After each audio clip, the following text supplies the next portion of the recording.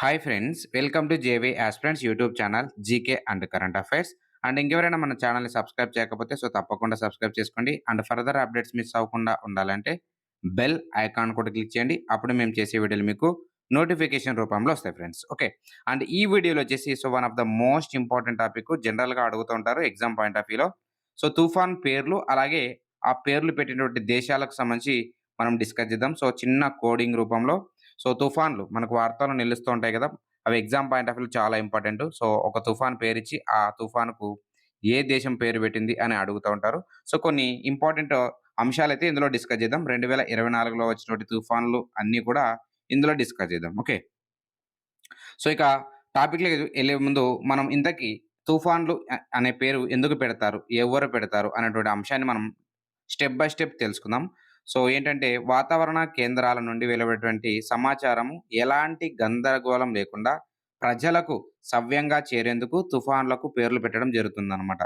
మనకు కొన్ని విడుదల ఉంటుంది. ఎలా అంటే కనీసం 61 కిలోమీటర్ల వేగం గాలులతో కూడినటువంటి తుఫాను సంభవించినప్పుడు మాత్రమే పేర్లు పెడతారు. 61 కిలోమీటర్ పర్ హవర్ మనకు న్యూస్ చూస్తా ఉంటాము.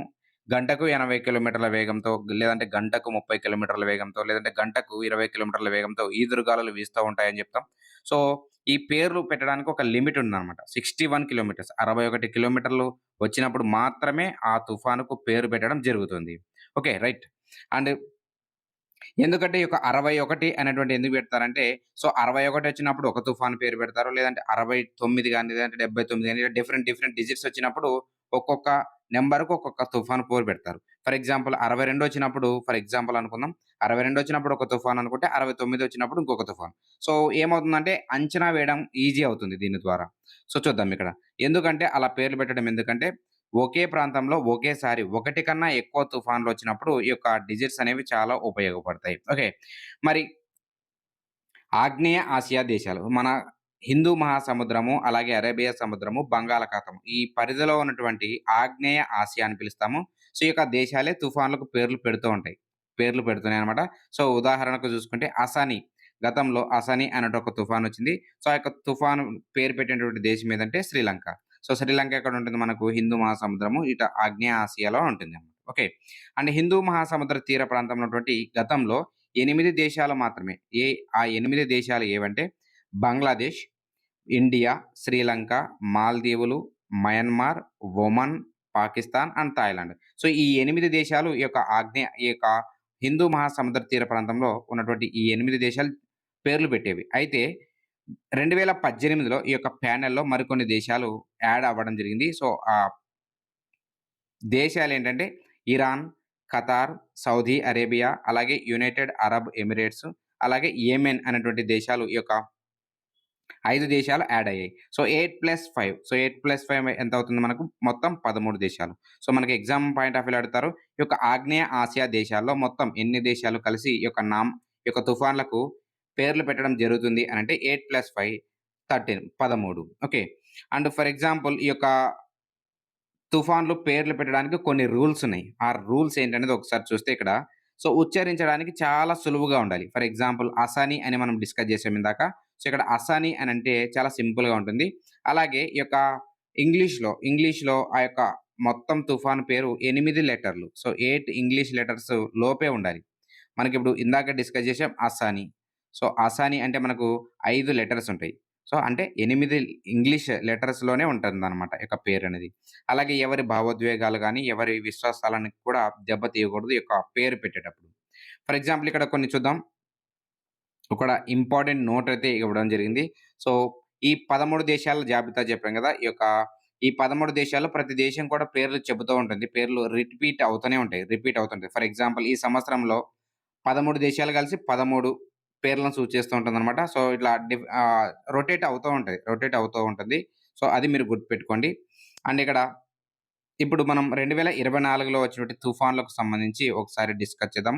అందులో భాగంగా 2024లో వచ్చినటువంటి మొదటి తుఫాన్ వచ్చేసి ఏంటంటే రెమల్ తుఫాను. రెమల్. మనకిక్కడ సింపుల్‌గా గుర్తుపెట్టుకోవడానికి రెమల్. మనకు రెమో అనేటువంటి వ్యక్తి ఒమన్ దేశానికెళ్ళి ఇసక అమ్ముకున్నాడు. ఇసక అని గుర్తుపెట్టుకోవాలి. ఓకే. రెమో అనేటువంటి వ్యక్తి ఒమాన్‌కెళ్ళి ఇసక అమ్ముకున్నాడు. రెమాల్ అనేటువంటి తుఫాన్ ఎక్కడొచ్చింది అంటే మనకు బంగాళాఖాతంలో వచ్చింది. బంగాళాఖాతంలో వచ్చింది. సో, ఇక్కడ మనకు తుఫాన్లు అనేటువంటికి సంబంధించి క్వెషన్ ఏ విధంగా అడుగుతారో ఒకసారి చూద్దాం. ఒక తుఫాన్ పేరిస్తాడు. ఫర్ ఎగ్జాంపుల్ 'రెమల్' అనే తుఫానుకు పేరు పెట్టినటువంటి దేశము ఏది? ఆన్సర్ వచ్చేసి ఒమన్. అలాగే 'రెమల్' అనంటే అర్థం ఏంటి? దాని అర్థం వచ్చేసి శాండ్. అలాగే 'రెమల్' అనే తుఫాను ఎక్కడొచ్చింది? ఏ ప్రదేశంలో వచ్చింది? అంటే బంగాళాఖాతం. అలాగే 'రెమల్' అనేటువంటి తుఫాను ఏ రాష్ట్రాలు తీవ్రంగా ప్రభావితమయ్యాయి? ఈ 4 టైప్ ఆఫ్ క్వెషన్స్ అడిగే అవకాశం ఉంటుంది మీకు. ఓకే. అండ్ ఇక్కడ 'రెమల్' తుఫాన్ వచ్చేసి ఒమన్ అనేటువంటి పేరు పెట్టడం జరిగింది. ఒమన్ దేశము. సో, దాని అర్థం ఏంటంటే అరబిక్‌లో షాండ్ అని అర్థం. షాండ్ అంటే ఇసుక, ఇసుక అని అర్థం. సో, మీకు డిస్కస్ చేశాను గదా! రెమో అనేటువంటి వ్యక్తి ఒమన్‌కెళ్ళి షాండ్ ఇసక అమ్ముకున్నాడు. ఇసక అమ్ముకున్నాడు. ఓకే.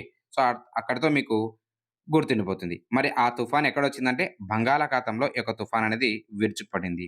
మరి స్పెసిఫిక్‌గా ఒకవేళ రాష్ట్రాల గురించి ఏ రాష్ట్రాలు తీవ్రంగా ప్రభావితమయ్యాయని చెప్తే, సో, ఇండియాలో ముఖ్యంగా వెస్ట్ బెంగాలు, అలాగే ఈశాన్య రాష్ట్రం నార్త్ ఈస్ట్ ఇండియా, అలాగే బంగ్లాదేశు, మయన్మార్. సో, యాజ్ యూజువల్‌గా నార్త్ ఈస్ట్ అని వచ్చిందంటే మనకు వెస్ట్ బెంగాల్ ఎఫెక్ట్ అయి ఉంటుంది. అలాగే బంగ్లాదేశ్ ఎఫెక్ట్ అయి ఉంటుంది. అలాగే మయన్మార్ కూడా ఎఫెక్ట్ అవుతుంది. Okay friends. అండ్ నెక్స్ట్ తుఫాను డిస్కస్ చేద్దాం. నెక్స్ట్ తుఫానొచ్చేసి మనకు 'అస్నా' తుఫాన్. 'అస్నా' తుఫాన్. సో, మనకు ఏంటంటే దీనికి సింపుల్‌గా గుర్తుపెట్టుకోవడానికి పాకిస్తాన్‌లో రస్నాని ఎక్కువ తాగుతారు. రస్నాని ఎక్కువ తాగుతారని గుర్తుపెట్టుకోండి. ఓకే. సో, యాక్చువల్లీ రస్నా అనేది ఒక స్వీట్ నేమ్. ఓకే. ఇప్పుడు చూద్దాం ఇక్కడ. సో, 'అస్నా' తుఫాన్ అనేది మనకు 2024 ఆగస్టులో వచ్చింది.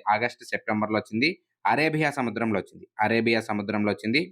సో, కచ్ తీరం అలాగే పాకిస్తాన్ పరిసర ప్రాంతాల్లో విస్తరించినటువంటి ఈ తుఫాన్‌కు పేరు పెట్టినటువంటి దేశం ఏదంటే పాకిస్తాన్.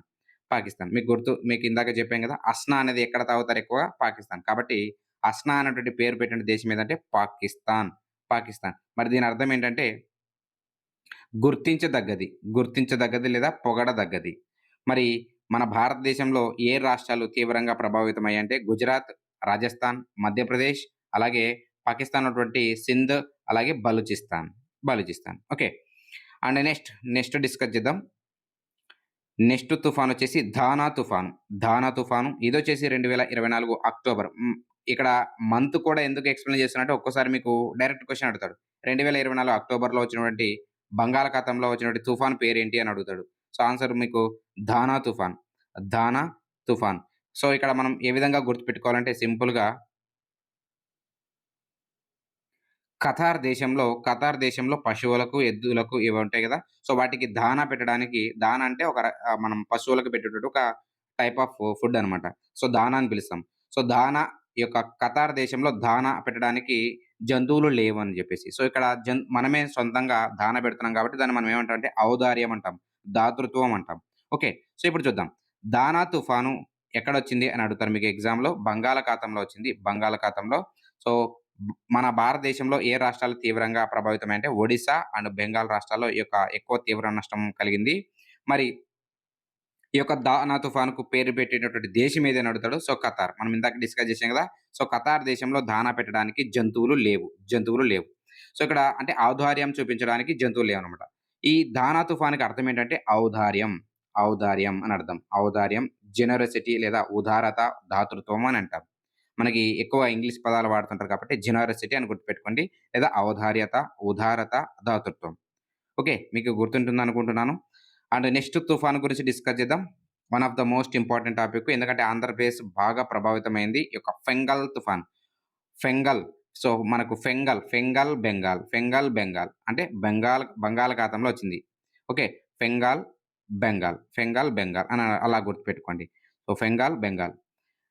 సో, ఈ యొక్క తుఫానుకు పేరు పెట్టినటువంటి దేశం ఏదంటే సౌదీ అరేబియా. సో, దీని అర్థం ఏంటంటే ఇండెఫరెంట్ మార్పు లేని అని అర్థం. సో, ఇందాక మనం డిస్కస్ చేసాం కదా!